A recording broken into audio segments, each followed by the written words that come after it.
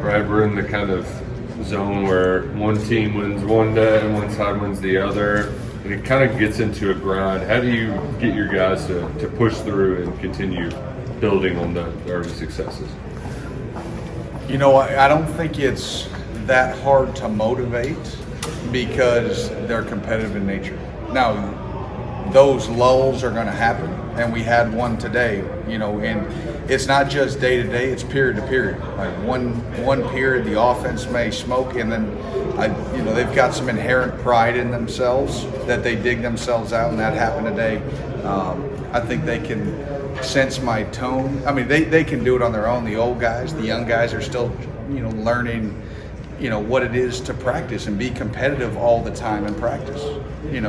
At this time last year, these mid-years were in high school, and they're still learning what an SEC competitive practice, play in, play out, and that's what we try to preach is, hey, it's every play, it's every period, all right, it's every practice, it's every spring, and then you carry it into the season. Like it has to be just individualized to every single play you play. You got to play it at the high level, and even for the old guys that you feel really good about, you're teaching them how to practice like a pro. And the guys that have done that, I was telling the story to Josh Allen the other day. Josh, when I got here, he had his first bad practice probably about a week or two in, and I looked him in the eye and I said, that's not good enough, never again. And his entire time from here on out, he never had a bad practice. Like, he wouldn't let himself get there. Didn't mean he didn't show up tired, didn't mean he didn't show up sore, but he understood what each rep meant. And that's why it showed on Saturdays. And we've got guys that have got to that level, and for the young ones, they're learning how that works. Right. We heard Mark talk a lot about the indoor facility and kind of the challenges in there. For you coaching out, when you have to kind of be in there repeatedly through the spring and fall, what are the challenges for you that DC? Well, the noise sort of reverberates in there a little bit, so it's harder to get some communication stuff.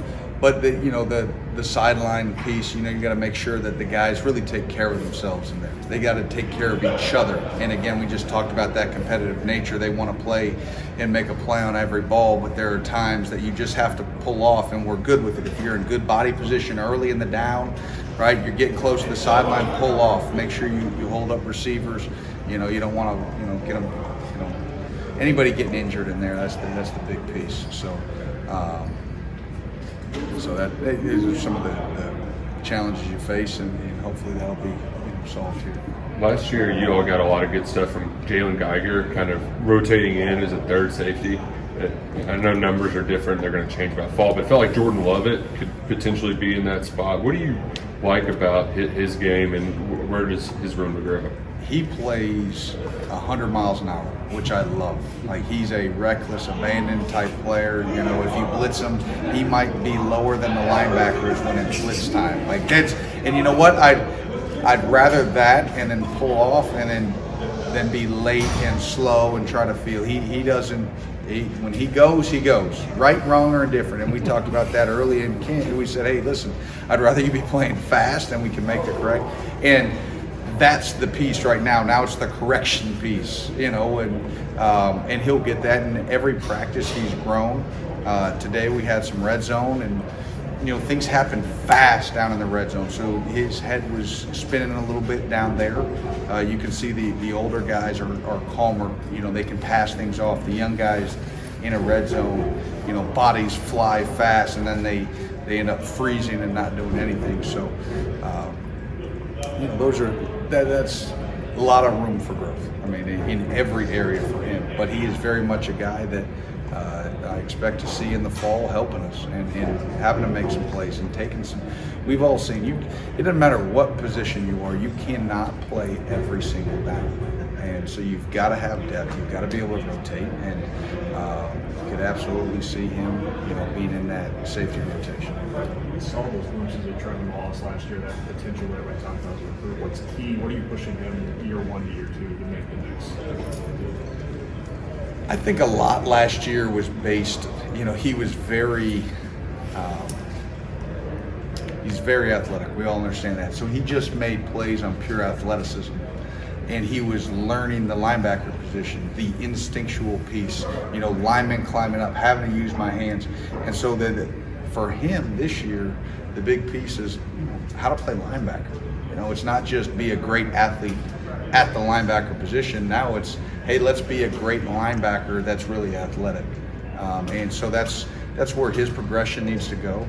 I mean, he's not going to make that full jump in just this season. I mean, it's a growth process. You saw it with Jamin and how many years it takes to, in this defense with all the complexities that it has, we put a lot on those guys, but he's very intelligent, he's very conscientious, he wants to be great, and so I think that whole room is obviously sort of following Square and Jaquez in terms of how they go about their business. And so, again, I think that's one of those rooms that we're going to lean on heavily, in the fall.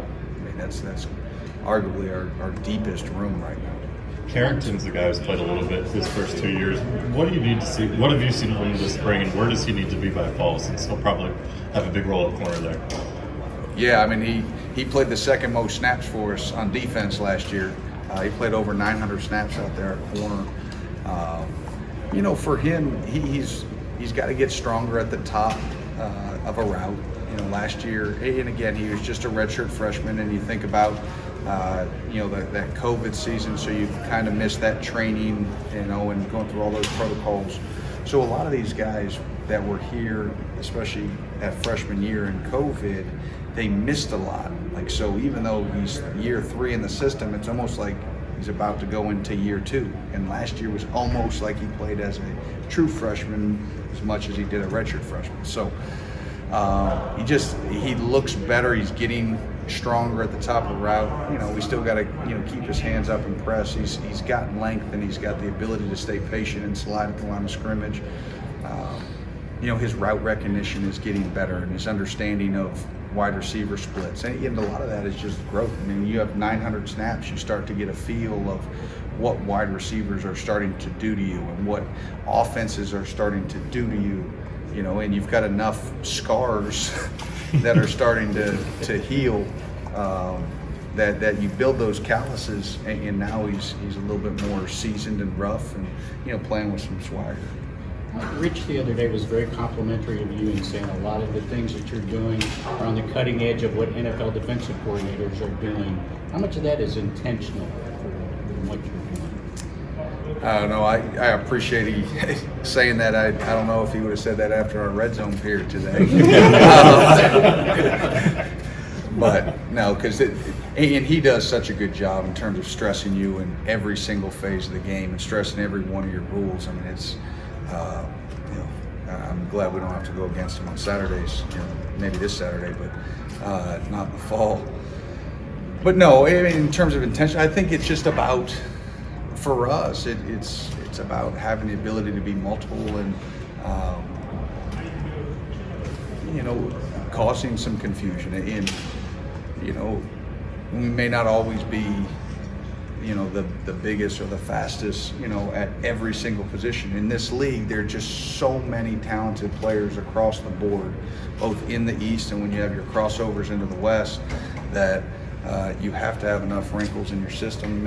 And obviously I've got that background from Indy, and that's how we were in Indianapolis, and so we've got some things, but it all comes down to whether the guys can grasp it. And I think the thing we've talked about is between him and I is those old guys that we have, the Squares, the Jaquezes, the Thai Asians, the Weavers, the Wrights. Like, we're old enough that they've been in this system long enough that it makes sense and it's easy to go in and out of multiple things. There are things that I call with our ones that I cannot call with our 2s and 3s when they roll out there.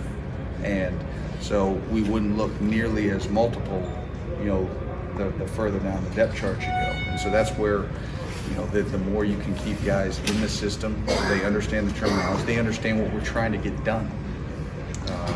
And that's what's great about having those old guys. And we have to continue to build the young guys up so that when it's their turn, they understand what we're doing. If you're like looking at the portal and could say you're trying to bring in somebody to help, what do you look for when you're talking about knowing the system? Because what are the kind of things that the traits in a guy that you want to be able to come in and learn that role?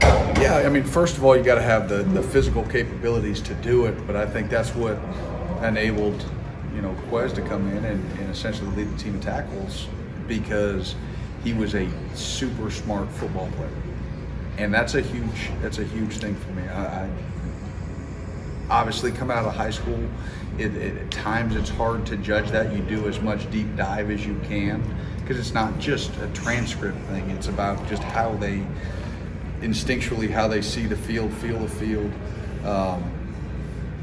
Whether football is important to them, and so you have to try to really dig. And the NFL, sort of side of my background has helped with that, because you see, it's not, they don't just go to the combine and have the draft the next day. They don't just, they are in the school multiple times here asking about our guys. Then they dig about their hometown. Then they come to maybe an all-star game. Then they go to the combine. Then they have a pro day. You just think about the layers of research that they do on every single player. Now, we can't do that necessarily on that depth of every kid, but as much as we can, that's what we do, especially from a character and intellect standpoint.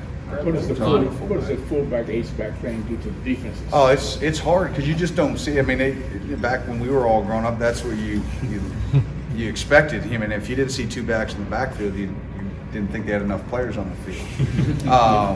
And now, a lot of our guys that we talked about going in the Iowa game, they didn't even know what a fullback was. So it challenges you and stresses your run fits, and when they do it with all the different motions and shifts, and there's a lot of eye candy that creates a lot of eye violations, and it makes it harder to play linebacker, because you're not exactly sure. If it's pretty straightforward and clean, you just make the D lineman in front of you right. If they make a mistake, all right, I'll skip over the gap and I'll make them right. But now it's, all right, I was supposed to be the front side B, but then they split back on the backside A. Well, they had a motion too. Now I'm back to the front side B. Oh, he got reached, so now I really got to push the C. And you think I'm joking by saying that, but that's what these guys have to process in a split second if you're at that second level. So when you put all those pieces in there, it becomes a big challenge. That's why, if it wasn't a good offense, all right, the Shanahan system would have been gone a long time ago. You think Rich takes special joy in using all these, tight ends, fullback, H-back, and throwing them at you, and kind of getting probably. I think, I think offensive coordinators take great joy in that, like defensive coordinators take their blitzes. It's kind of the same way. Both DeAndre and John Quez are talking this spring about wanting to get better in the pass defense. How much does it help them to go up against the deep dump shot during the day? It's that tight end group every single day in practice. Oh, it's a huge piece, and part of my job as a coach as well is to give them those opportunities to showcase that skill set. And and also it's gonna help us. The more we can do there. So I've been trying to put them in positions to get them, whether it's man concepts or some kind of vertical carries that, things that stress them and force them to stretch their game. And it's great. It's great for our package too, because now it allows us to stretch our package. So those things are I think are huge, and to go against the caliber of the players that we play against, every day at that tight end position, I think it's huge. What made Justice a good candidate to flip over and kind of? He does he's explosive. He's he's built thick and rugged. He's got a good strong base to him, so that he can sort of in-flight adjust. As a fullback, when you're going to block. And he has really heavy hands. That was something he's always sort of had. And so when he's able to make contact, especially if it's a say an outside linebacker that may have got bluffed or influenced and they're a little bit off balance, and now you put a big body like that with heavy hands that strikes you, it's hard to set a firm edge, and now it gives those running backs creases to either go inside or outside, and he's done a nice job there. What have you seen so far from Justin Rogers, and what are you, from what you've seen now, expecting him to make a jump with over the summer? Yeah, I think Justin, from a maturity standpoint, I think has taken a step. Much like Marquand. We talked about Marquand's growth, and he, part of Marquand's deal was he had to mature. I think Justin the same way, and it's always hard. It's no different than being drafted early as a rookie. You come in with all these high expectations, and the game's different the next level you step up, from high school to the SEC to the NFL. Like, it's hard just to immediately meet every one of those expectations, especially when you're an 18-year-old kid. So he's had to sort of slow build it. You're a nose guard and you're getting 600 pounds pushed on you. That's hard. That's a lot different than in high school, when you may have a lineman that, even if they try to double you, are 400 pounds and not nearly as strong as those 200-300 pounders pushing on you. So I'm expecting things. I'm expecting him to take the next step, to give us even more in the pass rush, to make plays when he has an opportunity in the backfield. He's probably the first to admit, everybody remembers the misses. Like, there's been some plays in the backfield that he could have made in the past, and now it's going to be expected that he makes those, and we're going to need him to make those.